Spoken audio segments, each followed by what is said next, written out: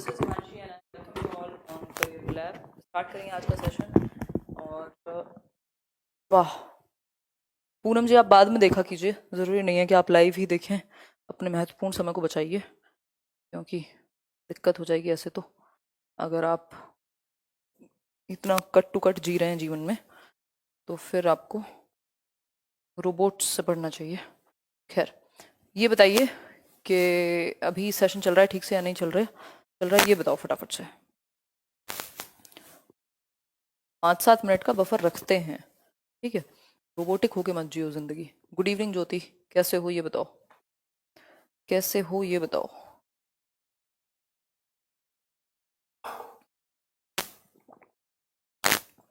जय हिंद कोमल, कल का सेशन रिवाइज किया कि नहीं किया ये बताओ। अभी रुक जाओ, बहुत सारे कमेंट्स देख नहीं पा रही हूँ मैं, 1 मिनट रुक जाओ। आज का टॉपिक अपना स्टेजेस ऑफ डेवलपमेंट रहेगा, जो कल का टॉपिक चल रहा था उसी का नेक्स्ट पार्ट है ये। लास्ट में मैं एक बार कोशिश करूंगी आज आपके डाउट्स भी ले लूँ साथ में ही, और कुछ क्वेश्चंस भी होंगे इसमें। ये जो स्टेजेस वाली जितनी भी कंफ्यूजन रहती है वो आपकी दूर हो जाएगी इससे, है ना। कोई दिक्कत परेशानी बाकी रहेगी नहीं। चलिए फिर स्टार्ट करें। क्लास 6 डेज रखो। करंट बैच जो है अकॉर्डिंगली ही प्लान होता है। आपका जो भी सिलेबस है वो एग्जाम से पहले हो जाएगा खत्म। और अभी जनवरी में तो 3 डेज ही रहेगी एटलीस्ट।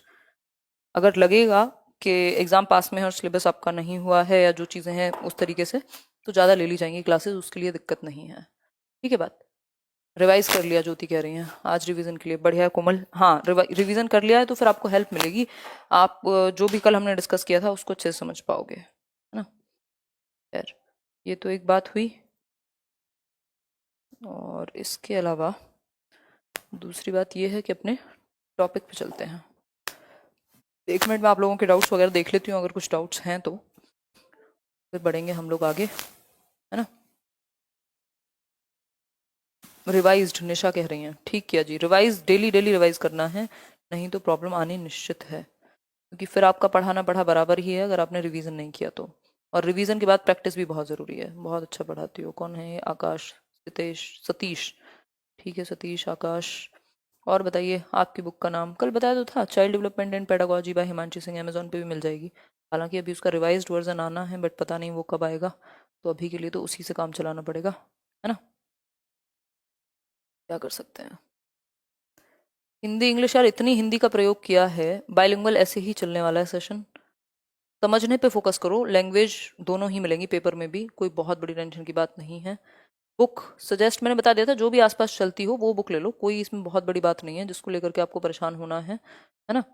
प्रैक्टिस के लिए जो भी, अगर हिंदी में अग्रवाल एग्जाम कार्ड मिल रही है तो अग्रवाल एग्जाम कार्ड ले लो, इंग्लिश में कुछ और मिल रहा है तो वो ले लो, ठीक। ये इन्होंने कमेंट्स इतने सारे दे दिए हैं आज, हद ही कर दी है बिल्कुल। इतने सारे कमेंट्स सब देखूं कैसे, दिक्कत तो ये आ रही है ना। नोट्स इंग्लिश में लिखना है मैम। हाँ तो मैं साथ के साथ बताती तो रहती हूँ, लिख सकते हो आप लोग, कोई दिक्कत वाली बात ही नहीं है। रिवाइज्ड, बहुत बढ़िया जी, जिन्होंने रिवाइज कर लिया है। आप तो रिप्लाई नहीं करती, प्रशांत कह रहे हैं। प्रशांत यार मैं कर तो रही हूँ रिप्लाई, और कैसे करूँगी बताओ, मैं एकदम अच्छी हूँ। चलिए फिर अब एक काम करना है, फटाफट से फोकस करना है किस पे, सीखने पे, टॉपिक पे बातें नहीं करेंगे हम, है ना। लास्ट में मैं आप लोगों की कुछ कुछ बोलूंगी डाउट्स। ग्रोथ एंड डेवलपमेंट कल का हमारा टॉपिक था। 2 मिनट लेके मैं रिवाइज करा देती हूँ। मैंने कहा था ग्रोथ क्या है। ग्रोथ एक ऐसी प्रक्रिया है जो सीमित समय तक चलती है और उसके बाद रुक जाती है। ग्रोथ में आकार संबंधी परिवर्तन आते हैं जिनको आप माप सकते हैं, यानी क्वांटिटी में चेंज है, स्ट्रक्चर में चेंज है, जैसे कि आपका हाइट, वेट, आपका जो साइज एंड शेप है उसमें परिवर्तन है। सेजल सभी के कमेंट्स आ रहे हैं, अब आप टॉपिक पे आइए प्लीज, ठीक। अगर मैं बात करूं तो आपकी size, shape, type, height, weight, ये सब एक निश्चित अवधि तक बढ़ते हैं, उसके बाद एक सही पोजीशन ये पकड़ लेते हैं। तो हम कह सकते हैं ग्रोथ जो है एक ऐसी प्रक्रिया है जो सीमित समय तक चलती है, संकुचित यानी नैरो एस्पेक्ट है, डेवलपमेंट का ही एक हिस्सा है।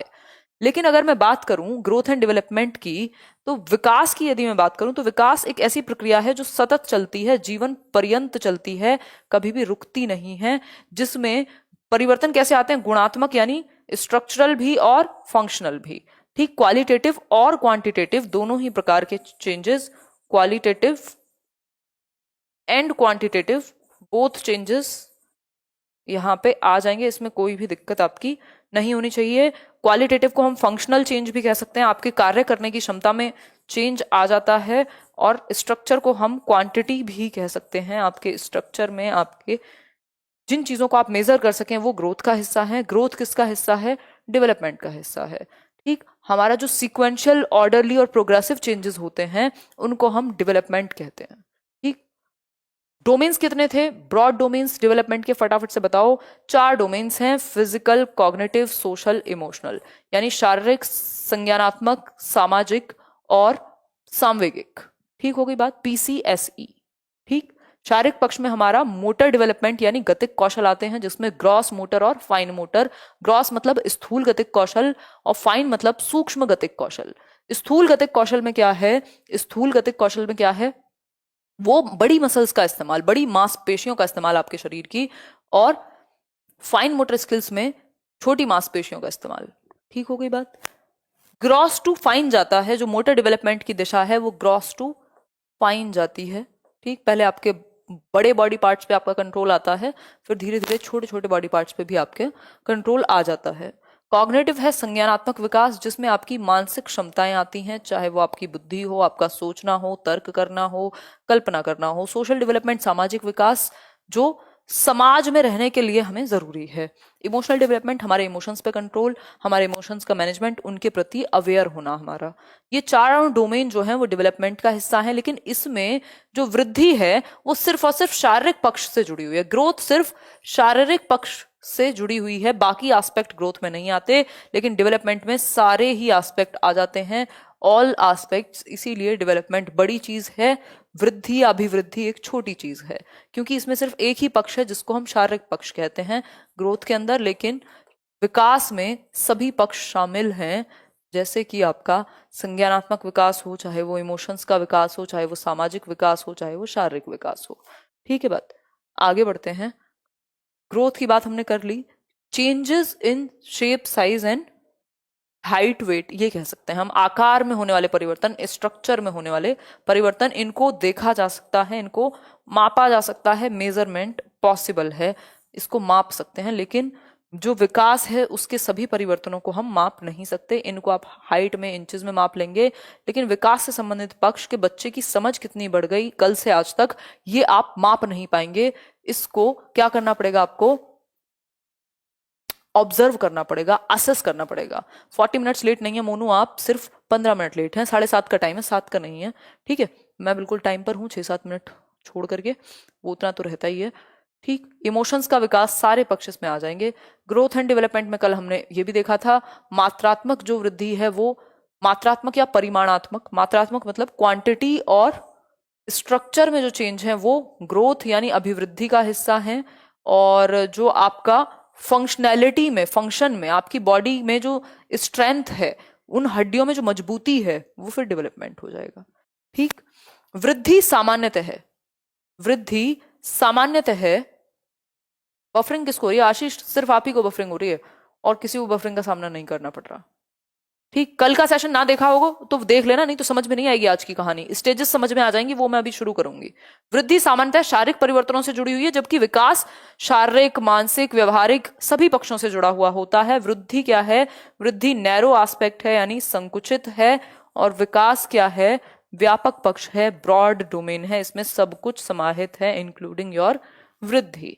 ठीक है बात। संरचनात्मक परिवर्तन है, उसमें प्रकार्यात्मक यानी स्ट्रक्चरल और फंक्शनल दोनों। लर्निंग और डेवलपमेंट आपस में इंटर रिलेटेड है, डेवलपमेंट और लर्निंग आपस में इंटर रिलेटेड हैं, एक दूसरे को करते हैं प्रभावित। ये बात भी हमने कल समझ ली थी। शारीरिक विकास क्या है मैंने बता दिया था, फिर मोटर डेवलपमेंट की बात हुई थी, सोशल, कॉग्निटिव, इमोशनल, इन सब की बात हुई थी। अब हम कहानी शुरू करेंगे आज की, जो है स्टेजेस ऑफ डेवलपमेंट, यानी विकास के चरण। क्या है ये? विकास के चरण, विकास के चरण। देखते हैं विकास के चरण क्या कहते हैं। जी, क्या पूछ रहे हो तनु? ओ थैंक यू रवीना। देखो, विकास के चरणों की, हाँ बिल्कुल आरती, विकास के चरणों की बात करें तो विकास को हम अलग अलग लोगों ने, जैसे रॉस हैं, ट्रेवर हैं और बहुत सारे लोग हैं, उन्होंने अलग अलग चरण दिए हैं। कोई कहता है 3 है, कोई कहेगा 4 है। बेसिकली आपको क्या पढ़ना है, आपको पढ़ना है कब से, प्रीनेटल स्टेज से यानी गर्भावस्था से, इन्फेंसी यानी शैशवावस्था, ठीक। फिर उसके बाद आपका चाइल्डहुड, जिसमें 2 प्रकार हैं चाइल्डहुड के भी, और फोर्थ है आपका एडोलेसेंस। ये 4 ही स्टेजेस आपके लिए महत्वपूर्ण हैं। अब इन 4 में भी 5 बन जाती हैं, क्योंकि ये जो चाइल्डहुड है ना, ये जो चाइल्डहुड है इसमें अर्ली और लेटर चाइल्डहुड की बात होती है। अर्ली चाइल्डहुड और लेटर यानी पूर्व और उत्तर बाल्यावस्था। ठीक हो गई बात। ये प्रीनेटल पीरियड जो है ये कितने समय का है, कोई बताएगा? प्रीनेटल पीरियड आपका 9 माह 10 दिन का है। 9 मंथ्स 10 डेज अप्रॉक्स कहेंगे इसको, या फिर 280 दिन, या फिर 40 to 42 वीक्स।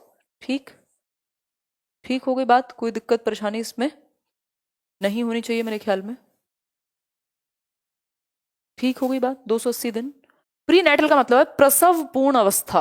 प्रसव पूर्ण अवस्था पहले समझ लेना, बाद में लिखना दोबारा देखते हुए। प्रसव पूर्ण अवस्था यानी जन्म से पहले की कॉन्सेप्शन का टाइम भी हम इसको कहते हैं। ठीक, बच्चा एक सेल से, एक जाइगोट से बनना शुरू करता है। इन्फेंसी है शैशवावस्था, जन्म से 2 वर्ष।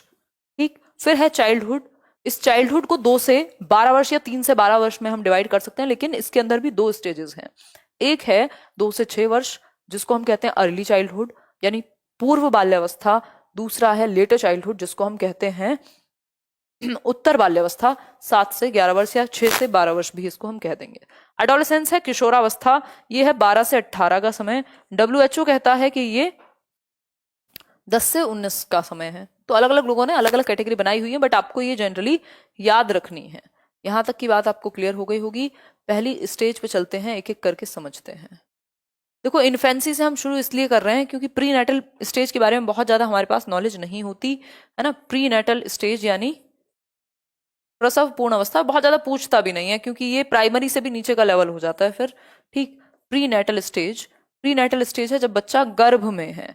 गर्भ में है, अब उसको प्रभावित करने जो इंटरनल एनवायरमेंट है वो क्या है, गर्भ ही है। बाकी सब बाहरी है, माँ की जो हेल्थ है उससे प्रभावित होगा, है ना। और उसका जो न्यूट्रिशन है पूरा प्लेसेंटा से जुड़ा हुआ होता है। ये सब कोई भी पूछता नहीं है। तो हम बात करेंगे कब की, जितेंद्र कमेंट देख पा रही हूँ मैं आपका, हम बात करेंगे आपकी जन्म के बाद की कहानी की बात करेंगे। जन्म के समय हम ये कह सकते हैं कि जो जन्म के पहले की स्थिति है, वहां पे बच्चे का जो एक सेल से एक बड़ा सा बच्चा बनना, जितना वो बड़ा पैदा होता है ना, 3 किलो यानी 6-7 पाउंड कह सकते हैं हम, वो उतने एक सेल से इतने बड़े में परिवर्तित हो जाता है। मतलब बहुत तेज उसका ग्रोथ और डेवलपमेंट होता होगा, लेकिन हमें नहीं पता कितना होता होगा। ठीक, हम कहानी शुरू करते हैं इन्फेंसी से। इन्फेंसी का क्या मतलब है यहाँ?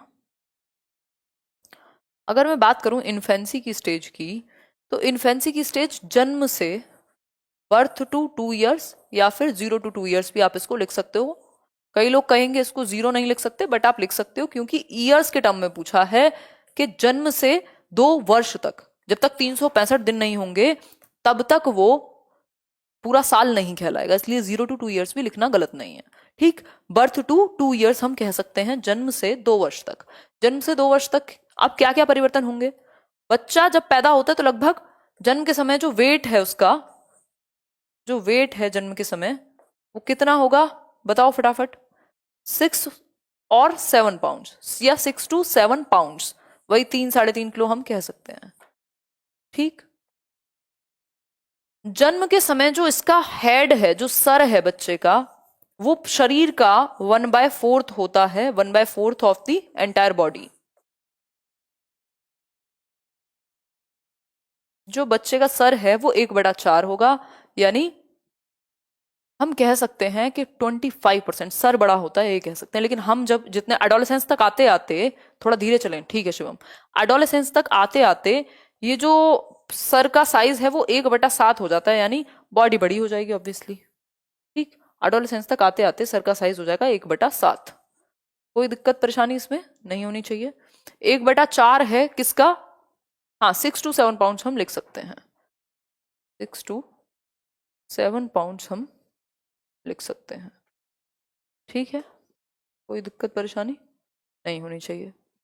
डेज कितने हैं ये हमने पहले ही देख लिया, 280 डेज हैं, 280 डेज, या फिर 42 वीक्स, या फिर 42 वीक्स, या फिर 9 मंथ्स और 10 डेज। ये आइडियल टाइम है। कुछ बच्चे पहले हो जाते हैं, प्रीमेच्योर कह देते हैं उनको हम, और कुछ बच्चे बाद में हो जाते हैं। ठीक हो गई बात? प्रशांत क्या कह रहे हो बायोलॉजी के बारे में? छोटे छोटे कमेंट दिख रहे हैं आपके, आज पूरे कमेंट नहीं देख पा रही हूँ। ठीक है, अगर मैं बात करूं, टॉपिक को समझो, टॉपिक को समझना जरूरी है। ठीक, बिल्कुल क्लियर हो गई बात। अब अगर मैं बात करूं यहां, जन्म से 2 वर्ष तक जो शारीरिक विकास है, जो फिजिकल ग्रोथ है, जिसको हम वृद्धि कह रहे हैं, वृद्धि और विकास जो है, ग्रोथ एंड डेवलपमेंट बहुत तेजी से होता है। फिजिकल ग्रोथ लिख देती हूं मैं, फिजिकल डेवलपमेंट या ग्रोथ तो अपने आप में फिजिकल होती ही है। फास्टेस्ट या कह सकते हैं हम बहुत तेजी से होगा, फास्ट होगा, है ना।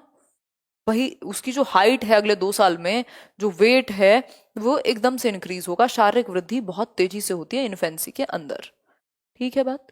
कोई दिक्कत परेशानी इसमें हो तो बता दो। ये बहुत सेंसिटिव पीरियड कहा जाता है इसको। सेंसिटिव पीरियड किस लिए कहा जाता है? क्योंकि संवेदनशील इसलिए कि बहुत सारी ऐसी चीजें होती हैं, यदि बच्चे को चोट लग जाए या कोई ऐसी घटना घट जाए तो उसे बहुत नुकसान हो सकता है। तो बहुत ही सेंसिटिव पीरियड है ये, हम कह सकते हैं।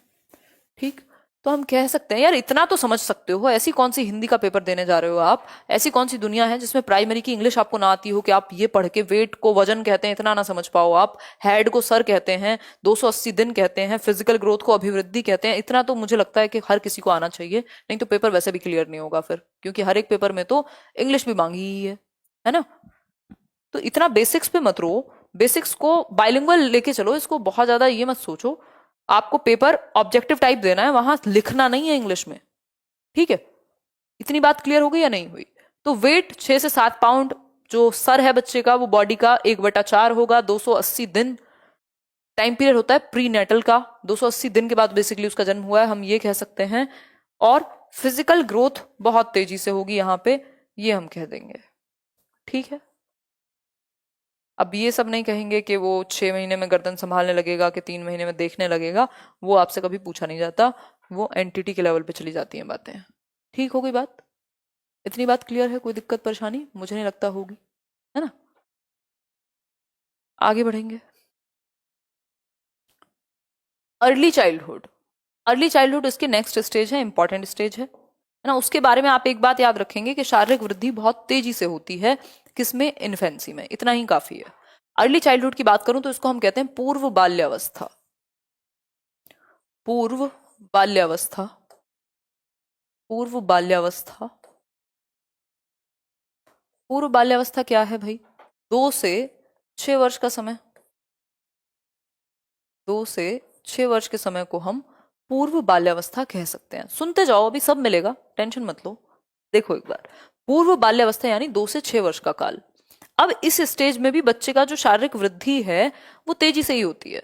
तो हम कह सकते हैं कि जो शारीरिक वृद्धि है, शारीरिक वृद्धि या फिजिकल ग्रोथ जो है, शारीरिक वृद्धि एवं विकास तेजी से ही होगा। क्या है? तेजी से ही होगा, तेज होगी। जो गति है, जो स्पीड है वो अच्छी खासी होगी, हाई होगी, हम ये कह सकते हैं। तेजी से ही शारीरिक रूप से। और भाषा के विकास के लिए भी सबसे महत्वपूर्ण काल यही है, जो भाषा विकास है, यानी sensitive period, sensitive period for language development also, यानी भाषा विकास के लिए भी महत्वपूर्ण अवधि है। क्या है? भाषा विकास भी बहुत तेजी से होता है। 280 दिन प्री नेटल के थे, वो मैंने हटा दिया था वहां पे। मैं आपको बता रही थी कि 280 दिन के बाद आया है बच्चा। ठीक है, वो 280 दिन, और जो प्री नेटल का मतलब है प्रसव पूर्ण, जब गर्भ में है बच्चा, कॉन्सेप्शन में है। ठीक है, ईगोसेंट्रिक फेज कह सकते हो कि वो सेल्फ सेंटर्ड ही है बच्चा, लेकिन वो प्याजे के बारे में ही बात करेंगे यहाँ पे, जरूरी नहीं आप उस बात को ध्यान में रखें। ठीक, इमिटेशन भी करता है, ऐसे तो नकल भी करता है इन्फेंसी का बच्चा थोड़ा थोड़ा।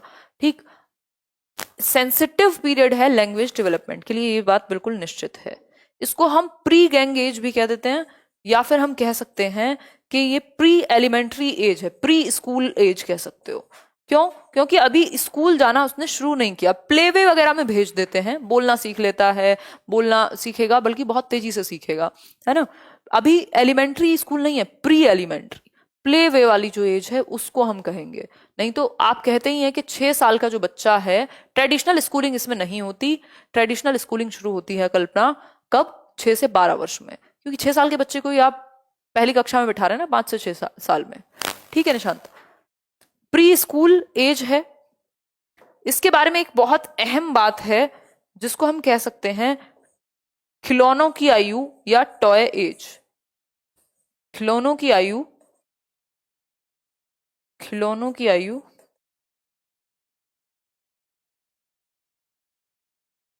या टॉय एज, खिलौनों की आयु या फिर टॉय एज हम इसको कह सकते हैं। प्री गैंग एज भी आप इसको कह सकते हैं, क्योंकि अभी गैंग नहीं बने, एक दो मित्र होते हैं, बहुत ज्यादा टोली में नहीं रहता वो, है ना, एक दो ही मित्र होते हैं इस अवस्था में। अगर मैं बात करूं तो आप इसको प्ले एज भी कह सकते हो। प्ले एज, खेल की अवस्था, ये एरिक्सन कहते हैं इसको प्ले एज, तो आपको टेंशन लेने की जरूरत नहीं है। ठीक, ज्यादातर बुक्स में ये टॉय एज का कॉन्सेप्ट गड़बड़ है। देखो इसका चक्कर क्या है, जो ये कहता है कि इन्फेंसी है वो भी गलत नहीं है, जो ये कहे अर्ली चाइल्डहुड है वो भी गलत नहीं है। लेकिन अगर आपको एक नंबर लेना है तो आपको ये 2 से 6 वर्ष में ही लगाना पड़ेगा टॉय एज को। उसका रीजन ये है कि कई लोगों ने, जो मनोवैज्ञानिक हैं, उन्होंने क्या किया है, उन्होंने इसको, पहले मुझे भी इसमें काफी दिक्कत हुई थी जानने में, क्योंकि बहुत कम ऑथेंटिक बुक्स हैं जहां से आपको पता लग पाता है।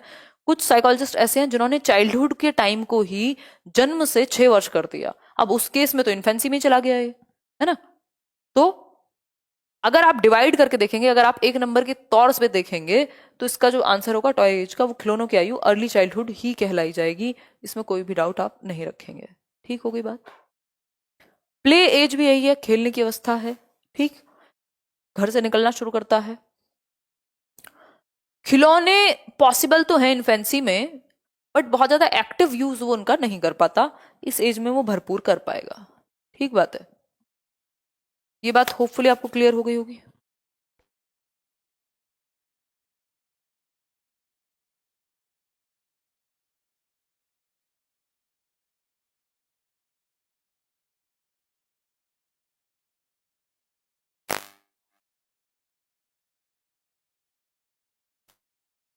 अगर बात की जाए, हाइट वेट बहुत तेजी से बढ़ता है। हम कह सकते हैं कि जो हाइट वेट, जो फिजिकल ग्रोथ है, वो बात इसी में आ गई ना, शारीरिक वृद्धि तेजी से होगी। उसकी जो लंबाई है ना, वजन है, हड्डियां हैं, वो सब बढ़ रही हैं एक तरीके से। इलेक्ट्रा और ओडिपस की भी एज यही है, बट वो हम सिगमंड फ्रॉइड में पढ़ेंगे, है ना। फैलिक स्टेज इसको कहा जाता है, वहां पे इलेक्ट्रा और ओडिपस कॉम्प्लेक्स इसी में आता है। ठीक है, इन्फेंसी को शैशवावस्था कहते हैं हिंदी में। इन्फेंसी को शैशवावस्था कहते हैं, लिखना चाहो लिख लेना, शैशवावस्था। ठीक, शैशवावस्था कहते हैं इन्फेंसी को। ठीक हो, मेंटल डेवलपमेंट तेजी से होगा, मानसिक विकास भी तेजी से होगा, वो इन्फेंसी में भी हो रहा था। ठीक है, हम कह सकते हैं, आसिफ क्या कह रहे हो भाई? हाँ, डर्टी एज कह सकते हो आप इसको, वो अपने पूरे मिट्टी में, खिलौनों में खेलने में लगा रहता है, एक तरीके से आप कह सकते हो, बट कोई स्पेसिफिक नाम नहीं है। ठीक है, तो हम कह सकते हैं कि यहाँ पे जो वृद्धि एवं विकास है बहुत तेजी से होता है, शारीरिक मानसिक भी बहुत तेजी से होगा, बल्कि 90% तक जो मानसिक विकास है वो इसी उम्र में हो जाता है। आपने बॉर्नविटा का एड भी देखा होगा, 5 साल की उम्र तक। हालांकि जो हाईएस्ट, सबसे उच्च लेवल का मानसिक विकास है वो आपका किशोरावस्था में होगा। ठीक है बात। तो सबसे ज्यादा तेजी से एक और चीज यहां होती है जिसको हम कह सकते हैं सोशलाइजेशन। जिसको हम क्या कह सकते हैं? सोशलाइजेशन कह सकते हैं। मैं एक बार रिवाइज करा देती हूँ अर्ली चाइल्डहुड की विशेषताएं आपको। अगर मैं बात करूं अर्ली चाइल्डहुड का मतलब क्या है, पूर्व बाल्यावस्था, फटाफट से रिवाइज कर लेते हैं, 1 मिनट लगेगी, कोई दिक्कत वाली बात ही नहीं है ना। देखो, अर्ली चाइल्डहुड की यदि मैं बात करूं, अर्ली चाइल्डहुड यानी पूर्व बाल्यावस्था, 2 से 6 वर्ष। ठीक, अर्ली का मतलब होता है पूर्व। ठीक, पूर्व बाल्यावस्था, बाल्यावस्था तो आप लोग समझ जाएंगे। अब इसके बारे में हम कुछ पॉइंट्स की यदि बात कर रहे हैं तो इतना हम समझ सकते हैं देखिए, इतना हम समझ सकते हैं कि एक तो ये हो गई टॉय एज, प्ले एज। आपका सोशलाइजेशन यानी सामाजिकरण बहुत तेजी से होता है इस एज में, सामाजिकरण बहुत तेजी से होगा। शारीरिक ग्रोथ, फिजिकल ग्रोथ बहुत तेजी से होगी। मानसिक यानी मेंटल डेवलपमेंट, मानसिक विकास तेजी से होगा। लैंग्वेज यानी भाषा का विकास तेजी से होगा। टेम्परेरी फ्रेंडशिप्स होती हैं, कोई बहुत ज्यादा गहन फ्रेंडशिप यहां नहीं बनती। हाँ, आंगनवाड़ी कह सकते हो, है ना, आंगनवाड़ी कह सकते हो। येलो कलर यूज करें, अच्छा, देखना यार, येलो तो दिखेगा भी नहीं इस पे। ठीक है बात। सबसे फास्ट जो सोशलाइजेशन यानी सामाजिकरण है वो इसी स्टेज में होगा, ये हम कह सकते हैं। ठीक, टॉय एज हमने कह लिया, प्ले एज भी हम इसको कह सकते हैं। ठीक है, प्ले एज भी हम इसको कह सकते हैं। प्रॉब्लमेटिक सी एज है, बच्चा लड़ना झगड़ने में प्रॉब्लमेटिक, तो खैर हम एडोलेसेंस को भी कह देते हैं, वो तो कोई अपने आप में शब्द नहीं है। प्री गैंग एज इसलिए कहा जाता है क्योंकि गैंग बनाने से, प्री स्कूल एज भी है ये, प्री एलिमेंट्री स्टेज भी है। इलॉजिकल थॉट, कोई थॉट नहीं है। निशांत क्या कह रहे हो? ये कोई थॉट नहीं है। अगर हम बात करें किसकी, कहीं पे कुछ भी लिखा हो, अगर आपको एक नंबर चाहिए पेपर में, you have to answer toy age. मैं भी कई बहुत सारी जगह पे देख चुकी हूं और इसको प्रॉपर मैंने भारी भारी किताबों से भी देखा है। उसका सिर्फ एक ही रीजन है, कंफ्यूजन का, क्योंकि पेडागोजी में कुछ का कुछ हो जाता है, अर्थ का अनर्थ हो जाता है। ठीक, माइक तो ठीक होगा यार, ठीक है बात। ठीक, ये सब नाम आप याद रख सकते हैं। अभी स्कूल नहीं जाता बच्चा, खुद से बातें करता है, बिल्कुल कह सकते हैं। ठीक है, सेल्फ सेंटर्ड भी है कहीं ना कहीं। इतनी बात क्लियर है या नहीं? देखो, अगर ऑप्शन अर्ली चाइल्डहुड ही ना हो और सिर्फ इन्फेंसी हो, तब तो आपकी मजबूरी है कि आप टॉय एज लगा देंगे। लेकिन इसका आंसर जो है टॉय एज का, वो अर्ली चाइल्डहुड होगा, और आपको बहुत जगह पे ही पूछ भी चुका है। ठीक, शारीरिक वृद्धि बहुत तेजी से होती है इन्फेंसी और अर्ली चाइल्डहुड दोनों में। ठीक हो गई बात, आगे चलें। कोई दिक्कत परेशानी? क्लियर है, प्रशांत कह रहे हैं। चलिए फिर आगे चलते हैं। ये किसने दिए हैं, ऐसा कोई पर्टिकुलर वो नहीं है कि ये बातें कौन कौन दे रहा है, किसी ने कुछ कह दिया है कोई। ऐसे तो जो प्ले एज है, प्ले एज इसको एरिक्सन भी कहते हैं। एक आपकी मिल्टन पार्डन करके एक वो है साइकोलॉजी में, इसमें एक आपकी बुक है, क्या नाम है उसका, लिंडा बर्ग करके। बहुत सारे लोग हैं जिन्होंने बहुत सारी बातें की। लॉजिक नहीं आता इसमें, ये इलॉजिकल स्टेज है, लॉजिक की कमी है, लॉजिक की कमी है, लॉजिक नहीं है इस स्टेज में। इंट्यूटिव, सहज विचारों पे बच्चा चलता है। ठीक है, लॉजिक की कमी है। चैटर बॉक्स, बातें करेगा, बहुत क्वेश्चंस पूछेगा, क्वेश्चनिंग एज भी कह सकते हो आप इसको, क्वेश्चंस बहुत पूछता है, क्वेश्चनिंग एज भी आप इसको कह सकते हो। ऐसे कहने को तो आप बहुत कुछ कह सकते हो इसको। ठीक, बेसिकली आपको ये विशेषताएं पता हो, कहना सुनना तो चलता रहेगा, ये विशेषताएं आपको पता होनी चाहिए इस स्टेज के बारे में। ठीक है, अर्ली चाइल्डहुड की बातें हमने कर ली। अब हम कहाँ चलेंगे? लेटर चाइल्डहुड पे। लेटर चाइल्डहुड, लेटर चाइल्डहुड क्या कहता है, देखिए एक बार। लेटर चाइल्डहुड की यदि मैं बात करूं तो इसको उत्तर बाल्यावस्था कहते हैं।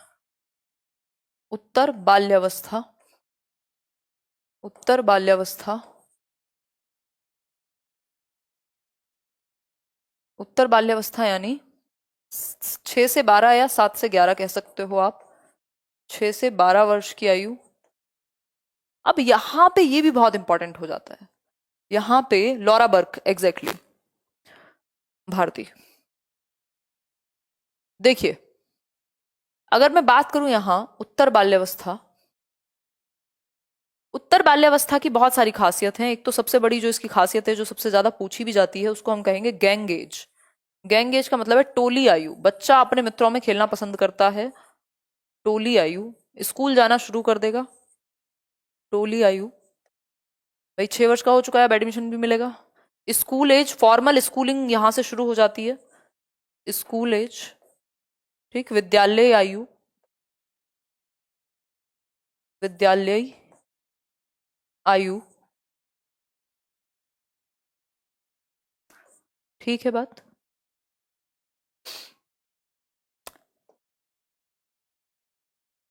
ठीक हो गई बात। गेम एज भी कह देते हैं इसको। ठीक, बिल्कुल। ये बात क्लियर है? इतनी सारी बातें आपकी क्लियर हुई कि नहीं हुई? यहाँ मोटर डेवलपमेंट बहुत अच्छे से होता है बच्चे का। मोटर डेवलपमेंट का मतलब क्या है? शारीरिक विकास तो उसका बहुत तेजी से हुआ था अर्ली चाइल्डहुड में, इन्फेंसी में, लेकिन यहाँ शारीरिक विकास थोड़ा सा कम होता है। मतलब बहुत तेजी से हाइट नहीं बढ़ेगी, लेकिन उसमें गति आएगी, उसके अंदर मजबूती आएगी। तो मोटर डेवलपमेंट अच्छा होता है, मोटर स्किल्स उसकी बेहतर हो जाती हैं, चाहे वो स्पोर्ट्स में भाग लेना हो, चाहे वो किसी कंपटीशन में भाग लेना हो, है ना, ये सब चीजें उसके अंदर अच्छी आ जाती हैं। एक और चीज है, तर्कपूर्ण सवाल अब वो करेगा। लॉजिक उसके अंदर आ जाता है इस स्टेज में, तर्क उसके अंदर आ जाता है, तो वो तर्कपूर्ण बातें करेगा, तर्कपूर्ण चीजें करेगा, क्वेश्चंस उस तरीके के पूछेगा। स्मार्ट एज भी इसको आजकल कह देते हैं, बिल्कुल आप कह सकते हैं। ठीक है, ट्रबलसम एज नहीं है ये। ट्रबलसम एज इससे पहली वाली को कहेंगे, या फिर हम कहेंगे अडोलेसेंस को। इसको सूडो मेच्योरिटी की एज भी कहा जाता है, जो कि बहुत महत्वपूर्ण है आपके लिए। नेक्स्ट इंपॉर्टेंट बात, सूडो मेच्योरिटी। सूडो का मतलब होता है myth. Pseudo maturity, pseudo maturity मतलब मिथ्य परिपक्वता, यानी झूठी परिपक्वता कह सकते हो आप इसको, मिथ्या परिपक्वता।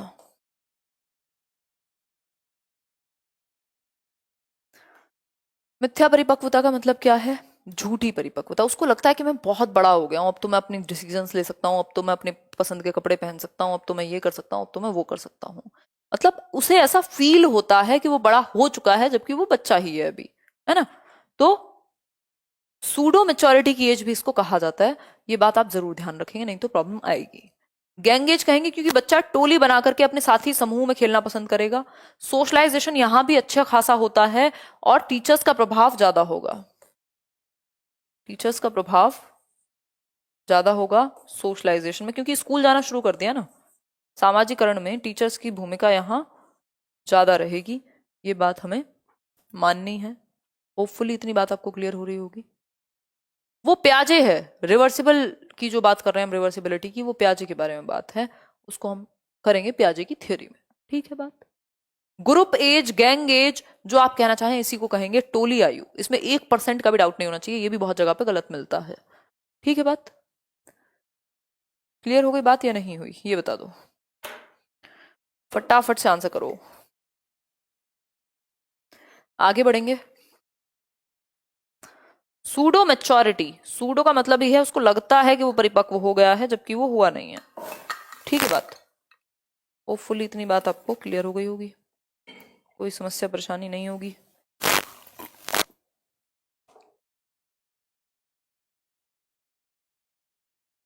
क्लियर है? हो गई। चलिए आगे बढ़ते हैं फिर नेक्स्ट स्टेज पे। नेक्स्ट स्टेज है एडोलेसेंस। बहुत इंपॉर्टेंट, एडोलेसेंस बहुत इंपॉर्टेंट, बहुत ही ज्यादा महत्वपूर्ण कहेंगे हम एडोलेसेंस को। इसके बारे में जिसे जो जो याद आ रहा हो वो बता सकता है। एक मिनट रुको, पानी लेके आती हूँ, फिर आगे चलेंगे।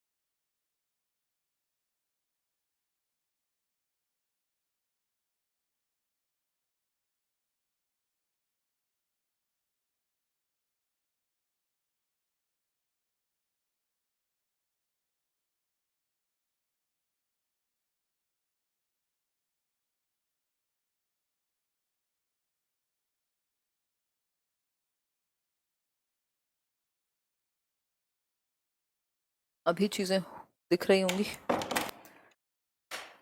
एक मिनट में कमेंट्स देखती हूँ आप लोगों का।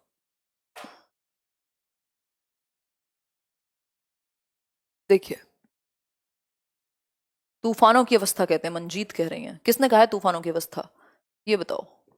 अरे बहुत बढ़िया, प्रगति है। क्षमा, मैं आपका पूरा कमेंट नहीं देख पा रही हूँ, अभी देखूंगी तब बताना मुझे क्या कह रहे हो आप, है ना। आइडेंटिटी क्राइसिस, बहुत बढ़िया। देखो, शुरुआत करते हैं। सबसे पहले हम कह सकते हैं कि जीवन का बहुत बड़ा महत्वपूर्ण काल है। एडोलेसेंस क्या है, बहुत ही ज्यादा महत्वपूर्ण काल कहेंगे इसे जीवन के परिप्रेक्ष्य में। इसको क्या कहते हैं, किशोरावस्था कहते हैं। किशोरावस्था, किशोरावस्था, किशोरावस्था कितने से कितने साल, 12 से 18 साल। टीन एज भी कह देते हैं कई लोग इसको। 12 से 18 वर्ष इसको कहेंगे, ठीक। अगर मैं इसकी बात करूं, 12 से 18 वर्ष मैक्सिमम कह सकते हैं कि मतलब सबसे ज्यादा जो बौद्धिक विकास है वो अब तक हो चुका होता है ना। एक इंपॉर्टेंट टर्म जो आजकल पूछा जा रहा है, इसको ट्रांजिशनल एज कहते हैं, ये मैं बहुत पहले से कराती हूँ। ट्रांजिशनल पीरियड कहते हैं इसको, ट्रांजिशनल पीरियड या परिवर्तन का काल। परिवर्तन का काल, बहुत तेजी से परिवर्तन इसमें होते हैं। परिवर्तन काल, संक्रमण काल जो आप कहना चाहें, क्रिटिकल पीरियड है काफी। या ब्रिज भी कह सकते हो आप इसको। किसके बीच में ब्रिज है, ये ब्रिज है चाइल्डहुड, चाइल्डहुड और अडल्टहुड के बीच में। अडल्टहुड मतलब वयस्क हो जाएगा जब बच्चा 18 साल के बाद, उसके बीच में ये ब्रिज है। ब्रिज क्या है, एडोलेसेंस। इसीलिए इसको ट्रांजिशन कह रहे हैं, क्योंकि यहां से एक बच्चा जो है वो एक अडल्ट में परिवर्तित हो जाएगा। प्यूबर्टी कह सकते हो, है ना। एक बच्चा जो है वो एक अडल्ट में परिवर्तित हो जाएगा। अब वो ना तो बच्चा ही रह गया, ना वो वयस्क ही रह गया, अब वो किशोर है या किशोरी है। इस एज को ट्रांजिशन कहते हैं क्योंकि बचपन से वयस्कता की ओर बदलाव है ना। गोल्डन पीरियड भी इसी को कह देते हैं कि भाई ये गोल्डन एज कह लीजिए, गोल्डन पीरियड कह लीजिए, कि ये एज अपने आप में बहुत ही क्रिटिकल है, अग्रेसिव भी होता है। क्यों, वो सब पे तो आएंगे, अभी इमोशंस की बात तो करेंगे, आंधी तूफान की बात करेंगे, है ना। गोल्डन एज है क्यों, क्योंकि यहां से उसका जो करियर है, जो उसका वोकेशन है, जो उसकी आइडेंटिटी है, आइडेंटिटी की एज या आइडेंटिटी क्राइसिस कहा है एरिक एरिक्सन ने इसको, कि वो अपनी पहचान को लेकर के बड़ा कंफ्यूजन में है कि मैं क्या हूं, मैं कौन हूं, मैं क्या करना चाहता हूं, आगे क्या एस्पिरेशंस हैं। गोल्डन पीरियड है, इसी टाइम पे क्रिमिनल टेंडेंसी भी आ जाती है इवन बच्चों में, कि वो किसी उस तरफ अगर वो झुक गए, गलत आदतों में, गलत लोगों में अगर वो पड़ जाते हैं, तो पूरी लाइफ उनकी अलग ही डायरेक्शन में चली जाती है। ऐसा कहा जाता है, मैं फादर ऑल्सो यूज टू से दिस, कि भाई शुरुआत के अगर 25 साल आप मेहनत कर लेते हो तो आगे के 75, अगर 100 साल की जिंदगी मान लो तो, वैसे आजकल है नहीं, तो आगे के 75 थोड़े आसान हो जाते हैं, आप सुकून से जी सकते हो, है ना। तो कह सकते हैं कि ये वो टाइम है जब आप अपनी आइडेंटिटी को क्रिएट कर रहे हैं, जब आप एक अपने आप को दिशा दे रहे हैं। ठीक है, बात क्लियर हो गई। तो आइडेंटिटी क्राइसिस, गोल्डन एज आप इसको कह सकते हैं, स्प्रिंग एज भी कह देते हैं कई लोग, बिल्कुल मतलब क्या कहें, वो बिल्कुल एक अच्छा मौसम जिसको हम कहते हैं ना। अगर बात की जाए तो अब इसके कुछ नेगेटिव्स भी हैं इस एज के, और काफी काफी नेगेटिव्स हैं, उन पे भी हम बात करेंगे। एक और चीज होती है इसमें, hero worship. Hero worship, hero worship का मतलब क्या है, वीर पूजा इसको हिंदी में कह देंगे। मतलब वीर पूजा कैसे, कोई एक्टर को देखा, किसी एक नेता को देखा, लीडरशिप की भी एबिलिटी होती है इस एज में, है ना। प्रॉब्लम एज कह सकते हैं इसको, ट्रबलसम प्रॉब्लमेटिक एज कह सकते हैं, बिल्कुल, है ना। इस तो वर्शिप बिल्कुल उसको भगवान मान लिया। किसी एक्टर के फैन है तो वैसे ही बाल रख रहे हैं, वैसे ही बातें कर रहे हैं, वैसे ही रहते हैं। अगर किसी अच्छे देशभक्त के फैन हैं तो उस तरीके के बन गए। मतलब वर्शिप की, हीरो वर्शिप की, लोगों को पूजने की एक तरीके से उसके दिमाग में बात चढ़ जाती है। एक और चीज है इसके अलावा, जिसको हम कह सकते हैं डे ड्रीमिंग। क्या चीज है डे ड्रीमिंग, किशोरावस्था की बात चल रही है अभी। डे ड्रीमिंग मतलब खुली आंखों से सपने देखेगा दिन में, मैं तो ये बन गया, मैंने तो ये कर लिया, वो कर लिया। रियलिटी में चीजें, ये इमेजिनेशन कह लीजिए आप इसको, या कह सकते हैं कि एक अलग ही हवा में रहता है, दिवा स्वप्न कह सकते हैं exactly. Day dreaming, day dreaming दिन में सपने देखना, एक्शन में कुछ नहीं है लेकिन दिमाग में पूरे हवा महल बन चुके हैं। ठीक। स्व प्रेम, एडोलेसेंट ईगो सेंट्रिज्म कह लीजिए आप इसको, कि उसको लगता है कि हर कोई मुझे ही देख रहा है, हर किसी का ध्यान मेरे ही ऊपर है। एडोलेसेंट ईगो सेंट्रिसिज्म,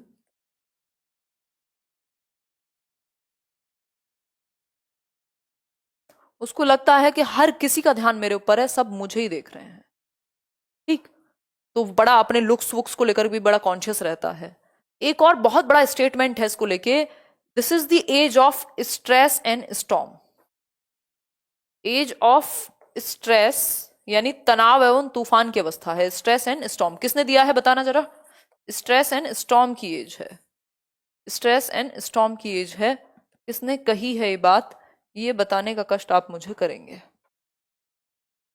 बताइए श्रुति, शमा, मोनू, हेलो समरीन, श्रुति, हेलो मोनू, स्किनर, अरे अनुष्का कैसी कैसी बातें कर रहे हो।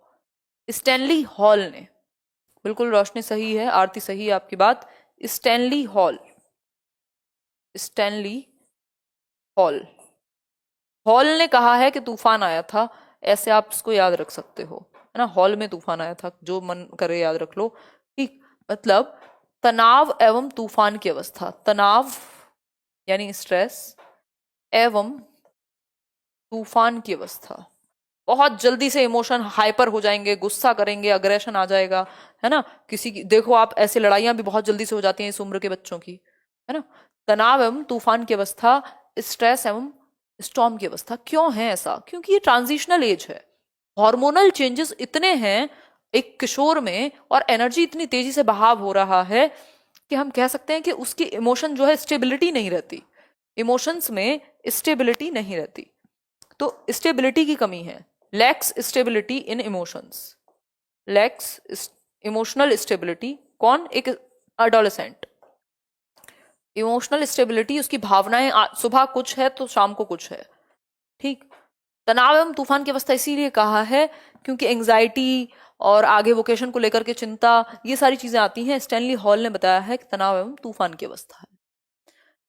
इमोशनल स्टेबिलिटी को लैक करेगा, आइडेंटिटी के क्राइसिस चल ही रहे हैं, शारीरिक रूप से भी बहुत ज्यादा परिवर्तन आ रहे हैं, मानसिक रूप से भी परिवर्तन आ रहे हैं, हार्मोनल चेंजेस इतने सारे हैं, आगे की चिंता है, दुनिया में मेरा क्या रोल है ये सोचने में लगा हुआ है ना। अब ये जो स्टैनली हॉल है, इन्होंने एक बुक लिखी थी, इनकी बुक का नाम है अडोलेसेंस। अडोलेसेंस नाम की बुक उन्होंने 1900s में लिखी थी। अडोलेसेंस मतलब किशोरावस्था, इनकी बुक का नाम ही है किशोरावस्था। इन्होंने प्रॉपर स्टडी की है इसके ऊपर, किशोरावस्था। स्टैनली हॉल जिन्होंने कहा है तनाव एवं तूफान की अवस्था है, स्टैनली हॉल। ठीक हो गई बात। स्टैनली हॉल ने कहा है तनाव एवं तूफान की अवस्था है किशोरावस्था। गोल्डन पीरियड भी आप चाहें तो लाइफ बना सकते हैं, है ना। स्प्रिंग सीजन भी है, ट्रांजिशनल पीरियड भी है।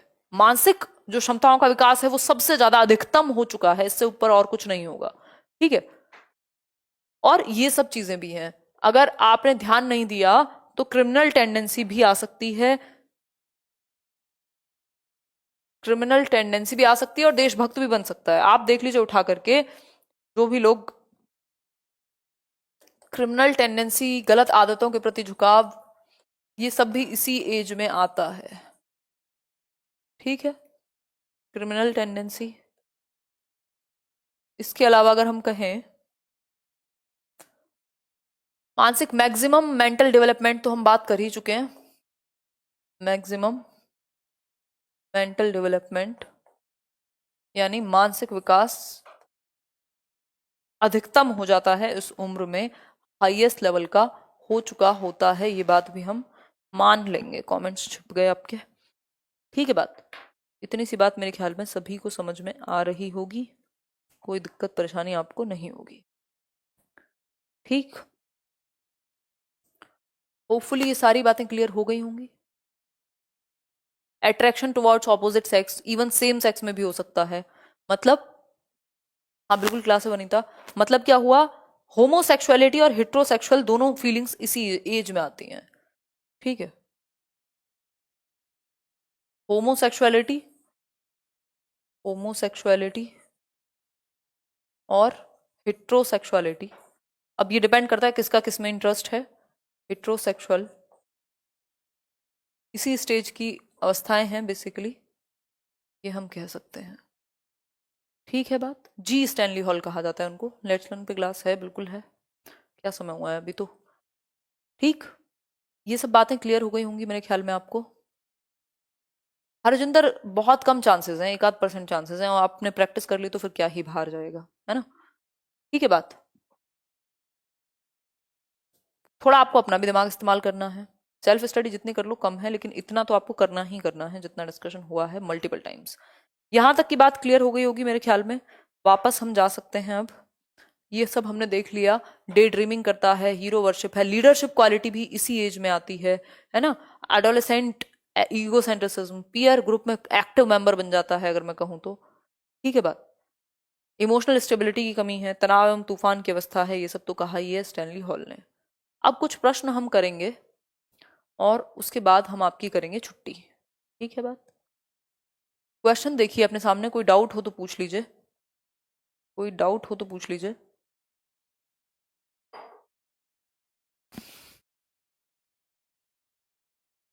एक मिनट रुको यार, बैठने का जुगाड़ करते हैं।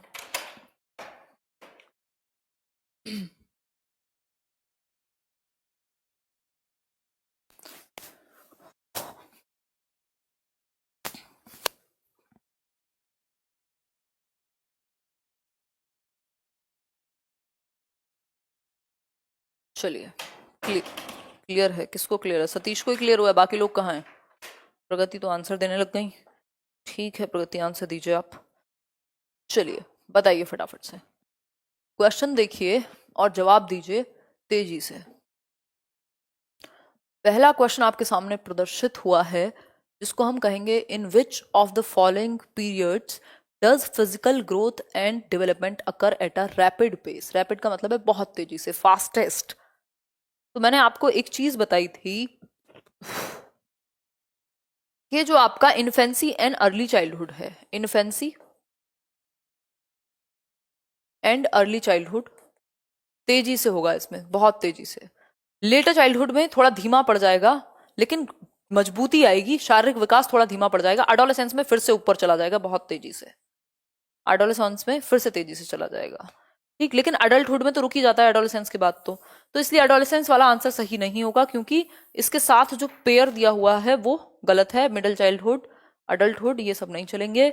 हम कह सकते हैं इन्फेंसी एंड अर्ली चाइल्डहुड में फास्टेस्ट होगा इन गिवन ऑप्शंस में, यानी शैशवावस्था एवं प्रारंभिक बाल्यावस्था, या जिसको हम क्या कह देते हैं, पूर्व बाल्यावस्था भी हम कह देते हैं। इतनी बात तो मेरे ख्याल में क्लियर होगी, कोई दिक्कत परेशानी इसमें नहीं हुई होगी। आगे बढ़ेंगे क्वेश्चन नंबर 2 पर। The most critical period of acquisition and development of language, यही बात हमने अभी की थी। सबसे तेजी से होने वाला भाषा का विकास बताइए किस स्टेज में होगा, फटाफट से आंसर कीजिए। मिडिल चाइल्डहुड में, एडोलेसेंस में, प्री नेटल पीरियड में, या अर्ली चाइल्डहुड में? प्री नेटल पीरियड में बच्चों को बोलना कहाँ आता है? वो जब पैदा हुआ था रोना आता था सिर्फ, प्रसव पूर्ण अवस्था में। एडोलेसेंस में तो पहले ही हो चुका है।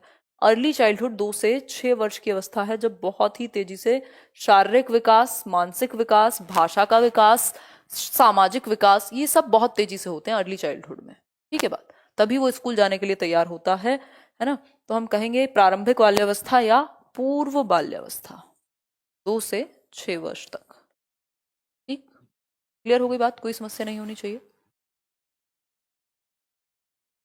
आगे बढ़ें क्वेश्चन नंबर 3।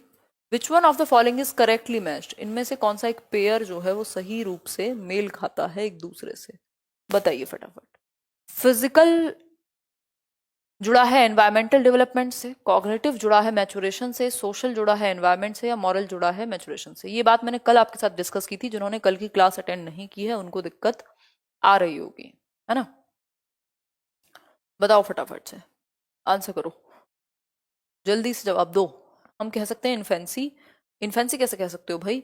यहाँ सोशल डेवलपमेंट, सामाजिक जो विकास है वो एनवायरमेंट से ही जुड़ा हुआ है। अगर आपने बच्चे को माहौल ही ना दिया हो जिसमें वो समाज के साथ इंटरेक्ट कर सके, अन्योन्य क्रिया कर सके, तो उसका सामाजिक विकास रुक जाएगा, ठीक से नहीं हो पाएगा।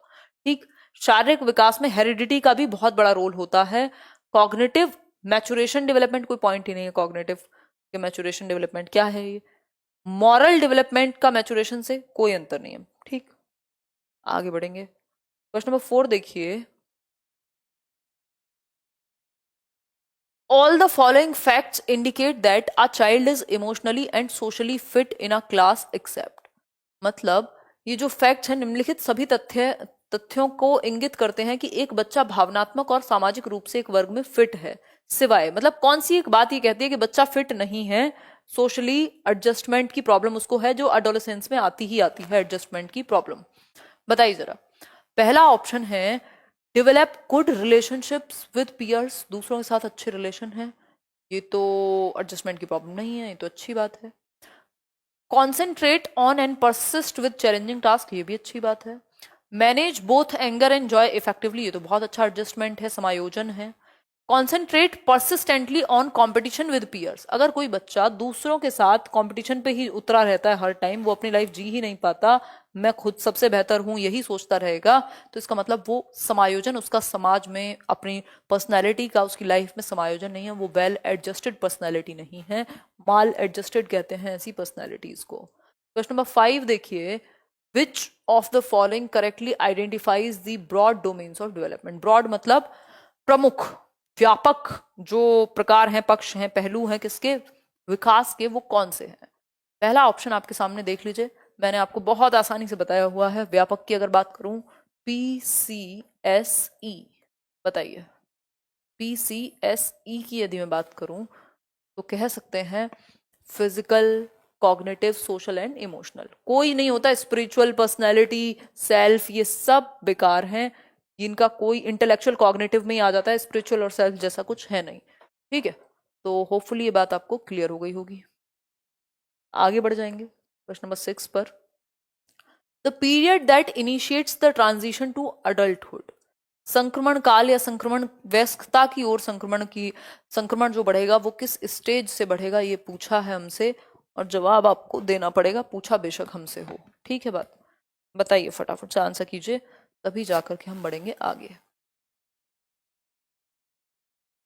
3 ऑप्शन कह रहे हैं आप लोग, यानी एडोलेसेंस।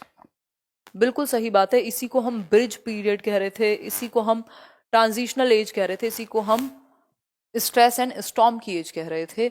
यहीं पे बच्चे का ट्रांजिशन होगा, परिवर्तन होगा, ब्रिज होगा किसकी तरफ, वयस्कहुड की तरफ। Which age group is called gang age, किस एज ग्रुप को टोली की अवस्था या समूह की अवस्था कह सकते हैं? आंसर कीजिए फटाफट से। Infancy, early childhood, letter childhood या अडोलेसेंस। आप लोग बिल्कुल सही आंसर कर रहे हैं, बिल्कुल, ये तो बेसिक टॉपिक है, ये तो आपने सीटेट में भी पढ़ा ही होगा, बस मैंने थोड़ा सा डिटेल में ले लिया है, नहीं तो ये तो आपने हर जगह पढ़ा है। इस टॉपिक को तो आप कभी इग्नोर नहीं कर सकते, कभी भी नहीं कर सकते इग्नोर आप इस टॉपिक को, है ना। सिर्फ इतने नोट्स बना लो चैप्टर वाइज और प्रैक्टिस कर लो, इनफ हो जाएगा, जरूरी नहीं आप कोई किताब भी उठाएं। देखिए आंसर क्या होगा, गैंग एज अडोलेसेंस को थोड़ी कहते हैं यार, लेटर चाइल्डहुड को अभी अभी तो समझाया था। टोली अवस्था, स्कूल वाली जो अवस्था है वही है लेटर चाइल्डहुड, टोली अवस्था, ये प्री गैंग एज कहलाती है। ये गैंग एज है जहां बच्चा अपने गैंग बना करके, ग्रुप बना करके स्कूल में खेलना शुरू कर देता है। ठीक, तो गैंग एज हम लेटर चाइल्डहुड को कहते हैं, ना कि अडोलेसेंस को। सारे के सारे मिलकर गलत आंसर कर रहे हो हैं। क्वेश्चन नंबर 8 देखिए, development of concept is primarily a part of, यानी संप्रत्यों का विकास जो है वो किसके अंतर्गत आएगा, बताइए। संप्रत्यों का विकास किसके अंतर्गत आएगा, ये मुझे बता दीजिए फटाफट से आंसर कीजिए, तभी जाकर के हम बढ़ेंगे आगे। बी ऑप्शन, कॉन्सेप्ट का डेवलपमेंट जो है वो आपके इंटेलेक्चुअल या कॉग्निटिव डेवलपमेंट का हिस्सा है। आपके संज्ञान, आपकी बुद्धि में ही तो कॉन्सेप्ट्स बनते हैं, या बाहर हाथ में लेके कॉन्सेप्ट घूमते हो? भाई एक कॉन्सेप्ट है किसका, लव का, एक कॉन्सेप्ट है हेट का, एक कॉन्सेप्ट है देश का, नेशन जिसको हम कह रहे हैं, एक कॉन्सेप्ट है यूट्यूब का, एक कॉन्सेप्ट है चाइल्ड डेवलपमेंट इन पेडागोजी में प्याजे का। ये कहाँ है, दिमाग में बने हैं, इंटेलेक्ट में बने हैं, आपके संज्ञान में बने हैं, आपके कॉग्निशन से जुड़ा हुआ पार्ट है इंटेलेक्चुअल डेवलपमेंट भी। ये आपकी जितनी भी चीजें दिमाग से जुड़ी हुई हैं वो इंटेलेक्चुअल डेवलपमेंट में ही आएंगी, यानी कॉग्निशन का ही हिस्सा है ये। आपके दिमाग में, आपकी बुद्धि में ही तो बनते हैं ना कॉन्सेप्ट्स। ठीक है, बौद्धिक विकास के अंदर ही कॉन्सेप्ट्स आएंगे, इमोशंस में थोड़ी भरे होते हैं कॉन्सेप्ट्स। फिजिकल डेवलपमेंट शारीरिक सामाजिक नहीं, दिमाग में। ठीक, इंटेलेक्ट का विकास के अंदर ही कॉन्सेप्ट्स का बनना आएगा। आउट ऑफ 8 आपके कितने ठीक हुए ये आप मुझे बताएंगे, वो भी बहुत ही तेजी से। ठीक है, ये जस्ट प्रैक्टिस के लिए थे, ऐसे आप कम से कम 100 क्वेश्चन प्रैक्टिस कीजिए, कोई दिक्कत वाली बात ही नहीं है। ठीक है बात।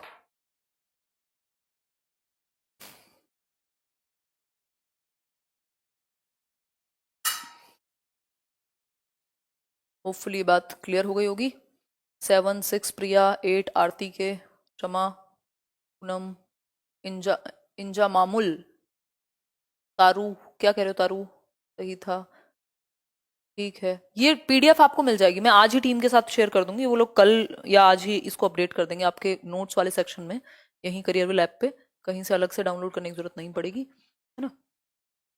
अब हम मिलेंगे नेक्स्ट वेडनेसडे को, नहीं वेडनेसडे नहीं, थर्सडे को हम मिल रहे हैं, थर्सडे को। ये सब कुछ रिवाइज कर लीजिएगा, आज वाली चीजें बहुत सारी बताई है मैंने, इनको जरूर आप रिवाइज कीजिएगा, नहीं तो फिर दिक्कत आएगी, है ना। आप क्या करेंगे, रिवाइज करेंगे, एक तो करेंगे आप रिवीजन अगले हफ्ते तक, और कुछ क्वेश्चंस की प्रैक्टिस, ये आपका होमवर्क है, प्रैक्टिस करनी है, रिवीजन प्लस प्रैक्टिस, कोई समस्या इसमें नहीं होनी चाहिए। ठीक है बात। हम मिलेंगे next Thursday, coming Thursday, Friday, Saturday, classes बढ़ा देंगे अगले महीने में, या जैसे ही लगेगा पेपर का टाइमिंग आपके पास कम है, कोई दिक्कत वाली बात नहीं, इस चीज़ की टेंशन आपको नहीं लेनी। ठीक, कब मिलेंगे? 7:30। इसमें 5 से 10 मिनट का बफर रखा करो, वैसे मैं कोशिश करती हूँ कि 7:35 तक ही शुरू कर दूं, बट ऐसा हो सकता है किसी किसी दिन कि 7:36 हो जाए, 37 हो जाए, 40 से पहले पहले शुरू हो जाएगी क्लास, इतनी बात निश्चित है। ठीक, 7:30 पोस्ट मैराडाइन है ये, PM शाम के 7:30 से लगभग 9 बजे तक, या 1 घंटे की तो मिनिमम क्लास होती ही है। ठीक है बात। अब किसी का कोई डाउट हो यहाँ तक तो मुझसे पूछो एक बार फिर से। You are best teacher, thank you, अरे धन्यवाद मंजीत।